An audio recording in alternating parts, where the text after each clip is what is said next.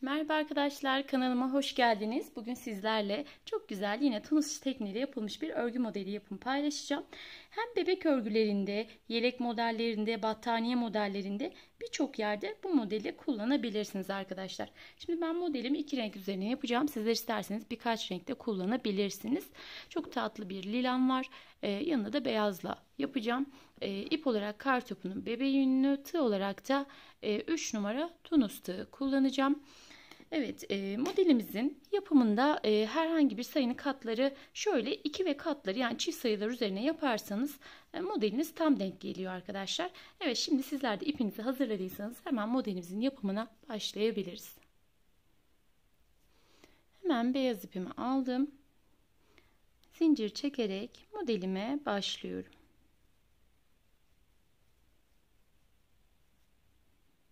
Zincirimi çektim şöyle bir başlangıç. Daha sonraki zincirlerim çok sımsıkı olmadan, yani sımsıkı çekmiyorum. Birazcık serbest çekiyorum ki batarken zorlanmamak için.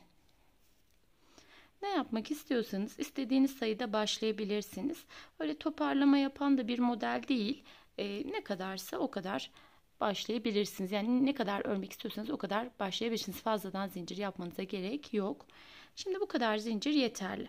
Her bir zincirimin içerisinden bir tane böyle ilmek çıkararak modelimin yapılışına başlıyorum.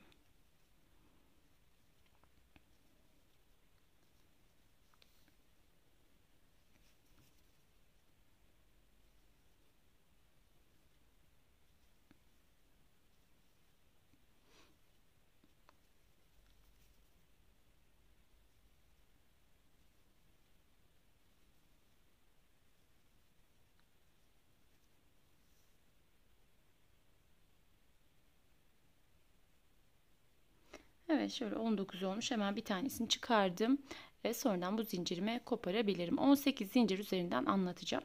Şimdi ilk ilmeğimi tek olarak, daha sonraki ilmeklerimi ikişer ikişer çekerek sıramın başına kadar gidiyorum. Sizler tabii ki yelek yapmak isterseniz taban kısmında haroşa veya kıvrılmaması için lastik tarzı örgüler yapabilirsiniz ki kıvrılma yapmasın. Battaniye yaptığınızda da birkaç sıra tunus tekniğiyle ters örgü yaparak daha sonra modele başlayabilirsiniz. Şimdi ben iki tane ilmeğim kaldı. Burada beyaz ipimi bıraktım. Hemen rengimi değiştirdim. Şimdi diğer rengimi aldım. Bu şekilde tığımın üzerine geçirmiş oldum. Bu birinci ilmeğim. Hemen şimdi ne yapıyorum? Modelimi artık kurmaya başlıyorum. Bu benim birinci ilmeğim. Buna dokunmuyorum. Hemen sıradaki 1, 2 ilmeği atladım. 2 ve 3'ün arasındaki şu boşluktan batıyorum. Buradan bir tane ilmek çıkardım. Bu çıkardığım ilmeği şöyle sol elimin parmağıyla tutuyorum.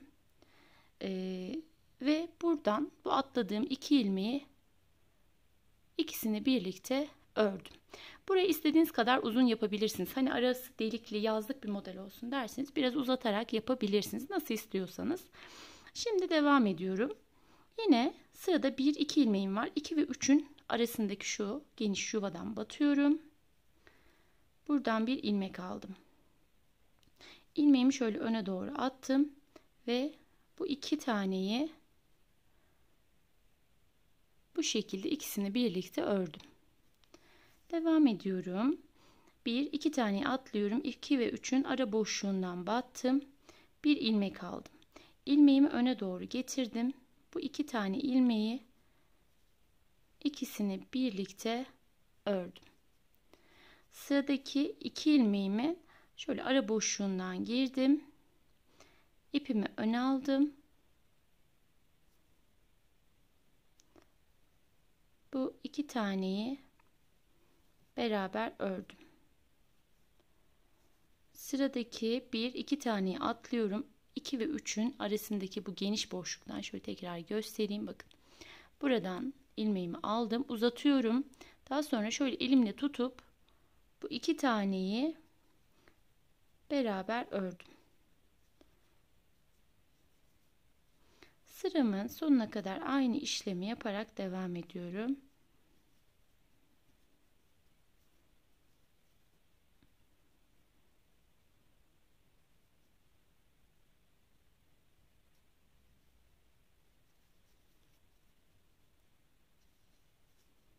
Evet. Yine iki tane ilmeğim var. İkisinin bitimindeki bu ara boşluktan 2 ve 3. ilmeğimin arasındaki boşluktan girdim. Bu iki taneyi beraber ördüm. Son ilmeğim var. Son ilmeğimi de daha düzgün ilerlesin diye kenar kısmı böyle iki telinle birden alarak kenar ilmeğimi de ördüm ve sıramı tamamladım. Hemen şunu şöyle çekelim ki şurası sökülme yapmasın. Bağlamadım ben. Siz bağlayarak yapın arkadaşlar ki burası daha düzgün dursun ve sökülme yapmasın. Evet. Şimdi geri dönüş yapıyorum. Nasıl yapıyorum? 1 ve 2 zincir çektim. Daha sonra tığın başını aldım. Bunu ve şuradaki iki taneyi beraber üçünü bir kapattım. Bir zincir çektim. Tığın başını aldım ve üçünü birlikte kapattım. Bir tane zincir çektim. Tığın başını alıyorum ve bu 3 ilmeği beraber kapattım. Bir zincir çektim. Üçünü bir kapattım. Bir tane zincir çektim. Üçünü bir kapattım. Bu şekilde sıramın sonuna kadar devam ediyorum.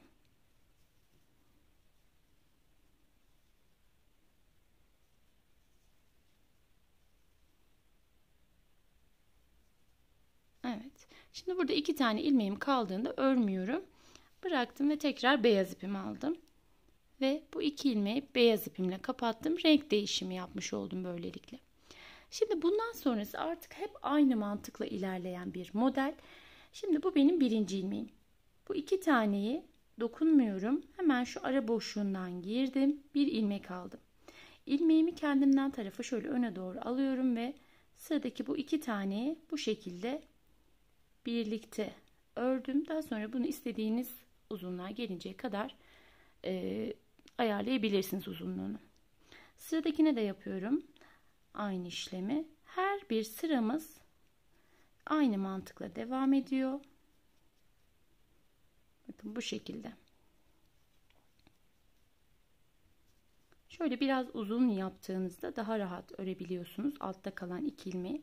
Bakın şöyle bunu öne atıyorum ve buradaki lila iki tane olanı ikisini birlikte bu şekilde ördüm. Evet, sıramın sonuna kadar geldim. Şimdi burada şöyle arkadaşlar şu ilk ilmeğimi batıyorum. Hemen şu kenar kısmı için. Bu şekilde iki dalına birden batarak ördüm. Şimdi yine iki tane zincir çektim.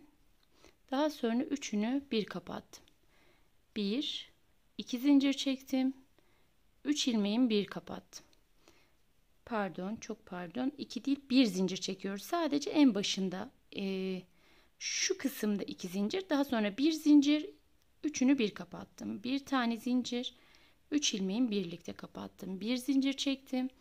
Üçünü bir kapattım. Bu şekilde sıram tekrarlayarak devam ediyor.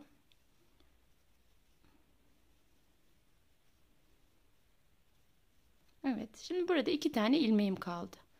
Bıraktım. Diğer ipimi aldım ve bu iki ilmeğimi bu şekilde kapattım.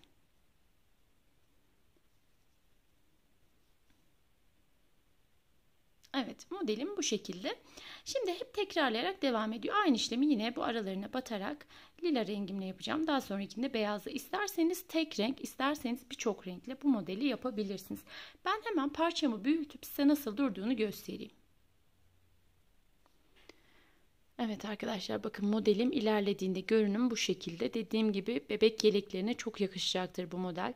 Çanta yapımında, battaniye yapımında bu modeli kullanabilirsiniz. Modelim böyle. Umarım beğenmişsinizdir arkadaşlar. Beni dinlediğiniz için çok teşekkürler. Videolarımı beğenip yorum yazarsanız çok sevinirim. Ayrıca kanalıma abone olup bu şekilde beni desteklerseniz çok mutlu olurum. Hoşça kalın. Kendinize iyi bakın. Sağlıcakla kalın.